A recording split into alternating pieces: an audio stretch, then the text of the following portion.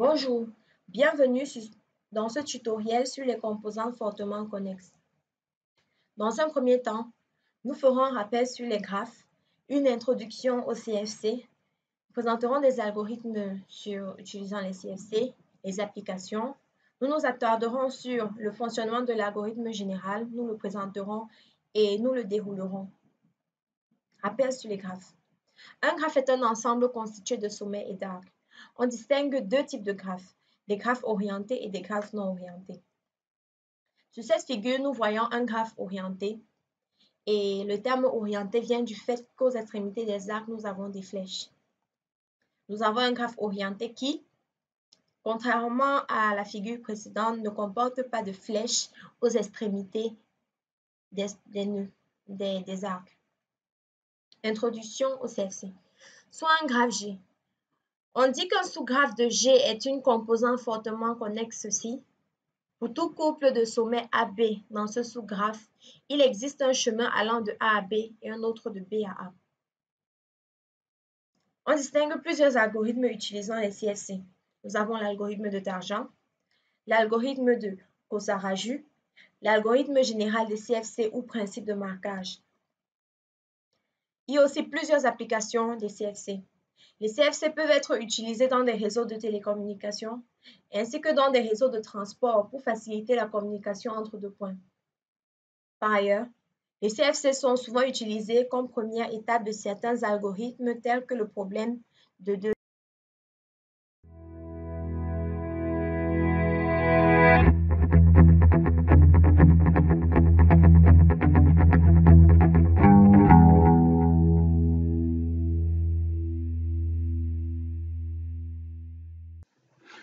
Ok, bon retour dans ce petit tutoriel concernant les composantes fortement connexes dans des graphes orientés.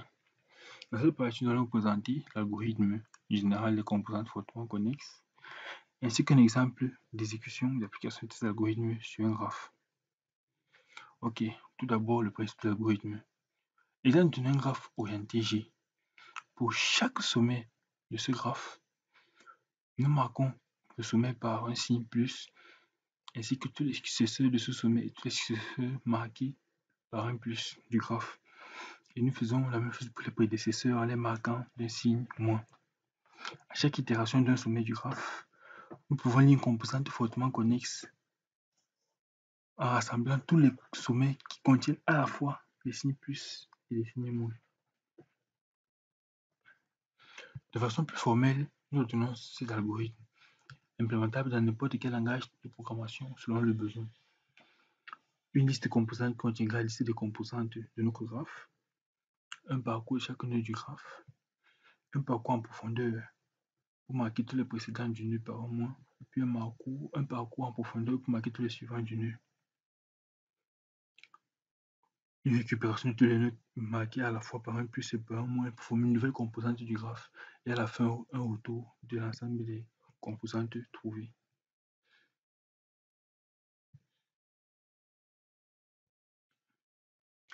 Ok, maintenant passons à l'exemple d'application de cet algorithme général des composantes fortement connexes.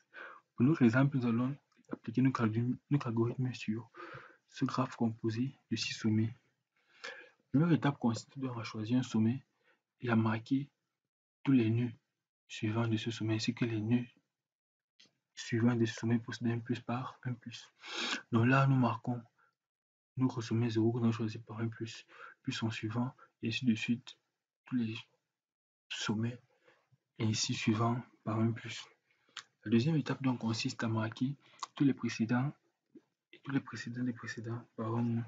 Donc là, nous avons notre sommet 0 qui a précédent 2 que nous marquons par un moins, et notre sommet 1 qui est précédent de 2 que nous marquons aussi par un moins.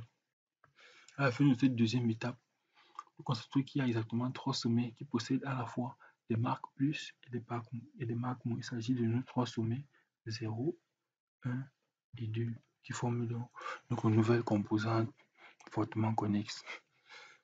Une itération ainsi faite pour un premier sommet, nous faisons une autre itération pour un autre sommet du graphe n'étant contenu encore dans aucune composante fortement connexe.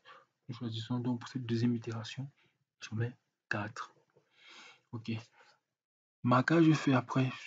Marquage avant et marquage arrière effectué sur le sommet 4. Nous obtenons ce marquage.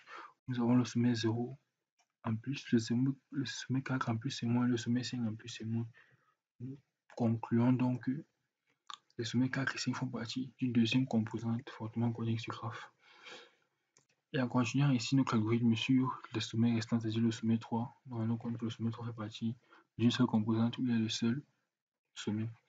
L'ensemble des composantes fortement connexes est donc l'ensemble formé des sommets 0, 1 et 2, l'ensemble formé des sommets 4 et 5 et l'ensemble formé des sommets 3.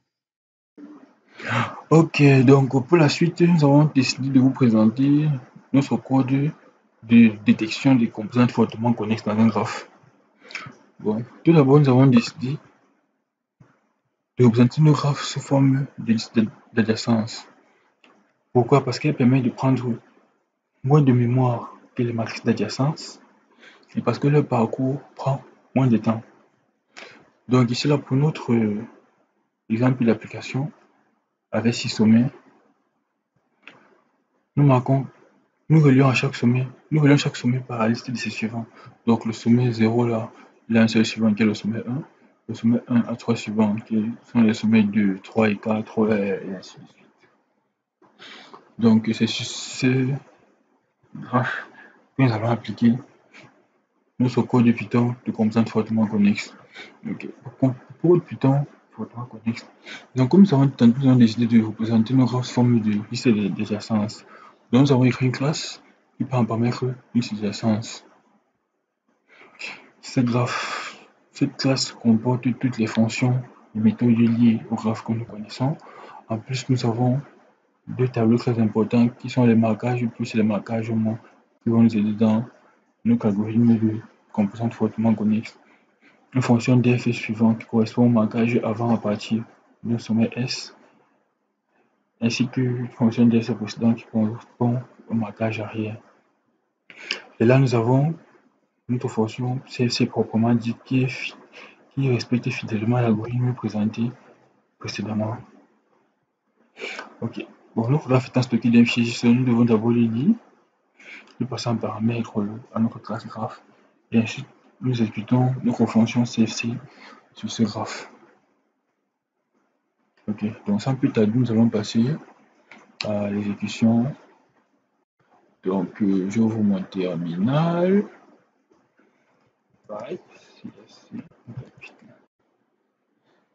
Ok, donc comme vous pouvez le voir, notre fonction pour le graphe, nous passons un paramètre, nous retourne un tableau de trois composantes.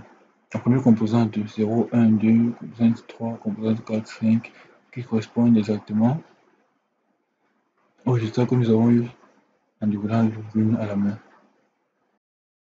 Ok, nous sommes arrivés au terme de notre tutoriel sur les composantes fortement connexes. En description, vous avez quelques liens utiles pour l'approfondissement de vos connaissances sur le sujet.